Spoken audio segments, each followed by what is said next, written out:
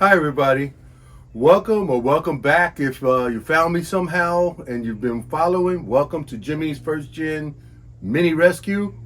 I'm Jimmy, trying to keep these first generation Mini Coopers, mostly the S models, on the road and reliable, because that's what I do, on the road, reliable. I'm going to read today's fortune and then dig right into what I got going on today. So without let's see what we got going on.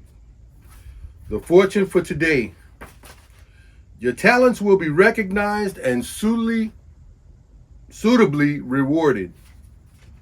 My talents will be recognized and suitably rewarded. You know what? Already have happened.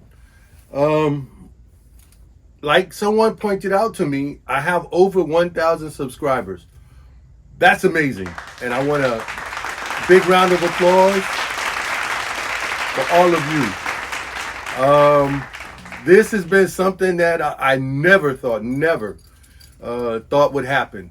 I initially started videoing so that I can review what I do and if I made any mistakes, which I've done a whole lot. I had to go back sometimes and say, I didn't even tighten up this bolt when I looked at my video. And I know I put it on, left it hand tight, whatever. And I go back and look, and then I might have to take a few things off just to get to that one bolt and tighten it up. But it made me feel better.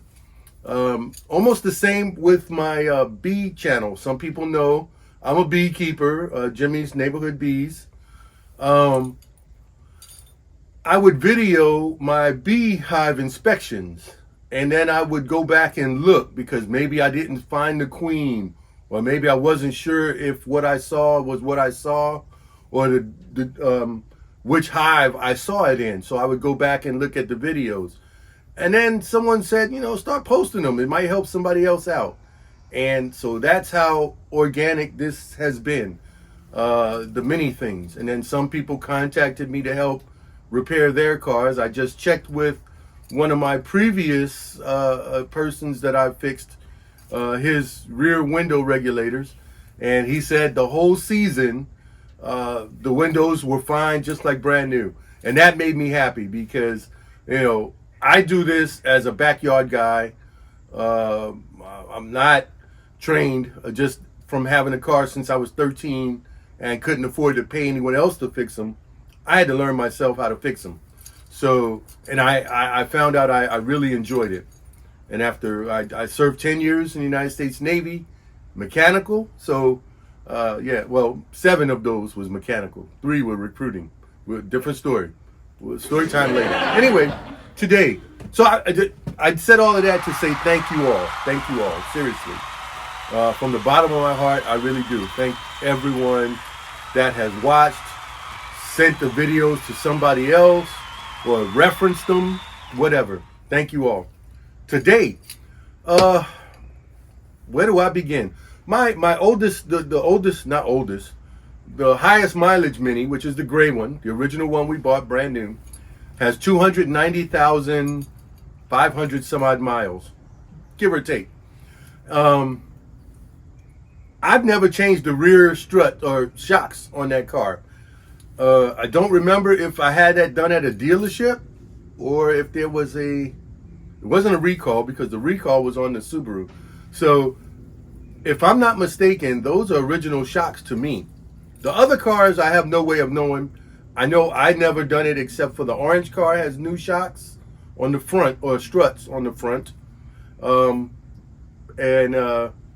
Because I had them in the storeroom and they were supposed to be for the gray Mini. Anyway, I went out and I purchased on Black Friday a whole set. Fronts, struts, spring, top cap bearing, the whole works. And then the rear shocks, spring, the bump stops, all of that, all assembled together. And I'm going to change all 4. Now, I'm not going to show you the fronts because the last couple of videos I've done that show you how to change the strut mount tops is the same for remove the shock out, put the new one back in, and off you go. So you can go back to that. I will not be changing any of the springs or any of the bump stops or the covers or anything like that. They all came on the shocks that I bought. What I bought is not, you buy what you want to buy. My car doesn't see a track. It's not a track day. I'm not a road warrior as far as like a VIR, the Virginia International Raceway. The car doesn't see any kind of, off-road, on-road, the motocross or whatever it is, autocross. For me, reliability, some comfort, but get on a 2-lane twisty road, I'm happy. These shocks will be fine. Some guys do the adjustable Coney brands or Makunis or whatever. You get the shocks that work for you. I'm going to try these for me, and if I like them, I may buy another set eventually for the other cars, because I don't know their history. Again, those other ones were bought at auction, so previous to that, I probably could find service histories for them, but I just go by from what happened since I've taken them over. Say that. Also, I ordered a few more parts for other projects on other cars, but those will be other videos. So right now, today, I'm going to gather up. I have my new jack stands, so I'll be doing the backs first, and then I'll do the front. So these are the new jack stands I bought Black Friday at Harbor Freight. They have a safety catch in them. The welds are better than my old ones, so I'll be using these from now on. The old ones will be getting cut up, and I'll use them for whatever. I'll use the metal to weld to something else to make something. The shocks I purchased, again, these are the rears. FCS Auto, not a sponsor, just what I purchased. And if you look at that picture, they come complete. So I have two rears. They say this one is a R for right, and then the other one obviously says L for left. So we'll be replacing that. So let me gather up some tools and get my jack out there and get started with the rear.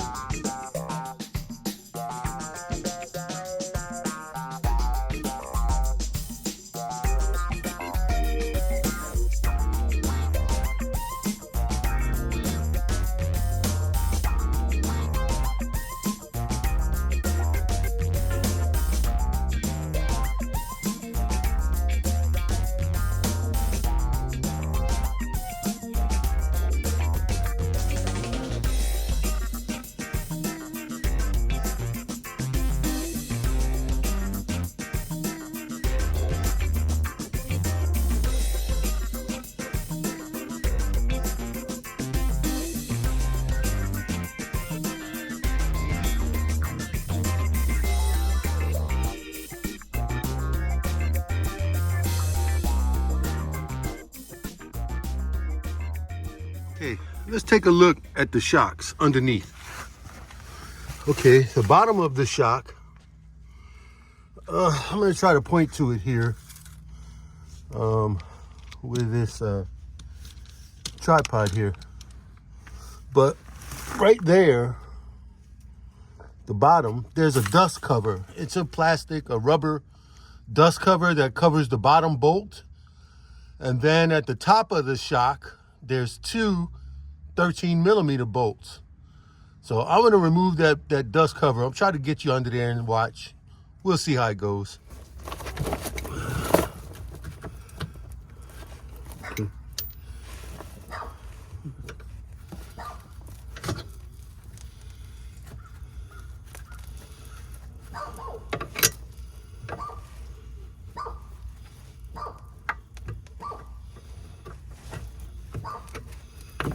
Okay, so you can see it has a little nib on this side. There's a hole right here, and it just goes over the nut here. Let's see what size is that.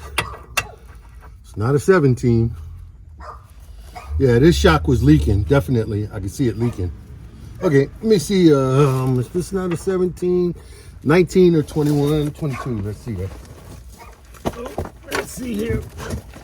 Might have to go old school.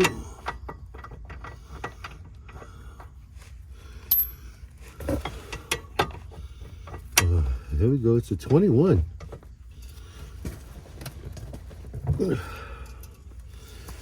All right, so we'll break this loose.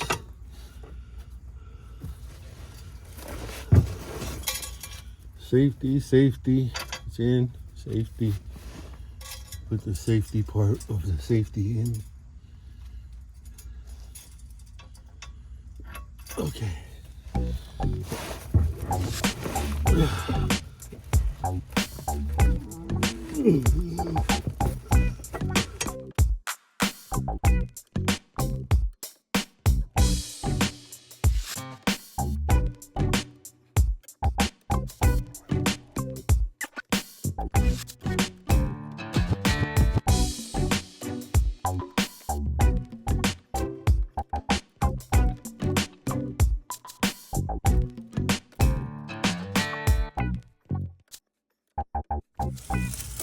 Okay, I really don't know how much you can see right now, but that was an ordeal getting this one bolt off. It's not bad. It's just it was on there tight. Might have had Loctite in there. I'm gonna put some blue Loctite, but I got the bottom off. And while I was under here, there's let me see if I can swing you around here. I don't know how well you can see it, but there's your brake line is attached in the little cutout. I put that out, and your wheel speed sensor and brake wear sensor are attached in the top one. For the wear speed and brake and wheel speed sensor, you push it up towards the car. For the brake line, you pull it toward the center of the car, out, not towards the outside of the car. And that'll get them loose. And they're not going anywhere, they're just hanging, but you'll have to move them out of the way when it comes time to pull the shock down. Okay, up at the top, there's just two 13mm bolts. It might be easier to use an extension with your ratchet, but I'll see. I know I can't, let's see if I can show it. Okay, I got a light up here. You can see the top bolt's a little rusty, but that's the top of the strut. That's the forward bolt. And I can see that the bushing is all dried up, everything like that. So it was past due. And the back one, let's see. It's up there somewhere. There it is on the shock. So I'm going to get a 13 mil and try to get these out. Okay. With a ridiculously long socket extension and with 13 mil on the end, I got the shock out, the rear shock. Now I don't have to break this down because the new one is complete. I'm not going to throw it away because the springs are probably still decent, but I'll clean it up, see what I can save, and just throw the shock away later, not now. Let's get the new one out the box.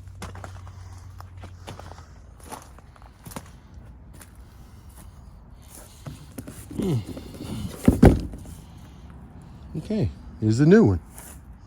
Comes complete, hats, bushings, all the whole works. Put them side by side. They look about the same. Yep. Looks about the same. All right, let's get this installed.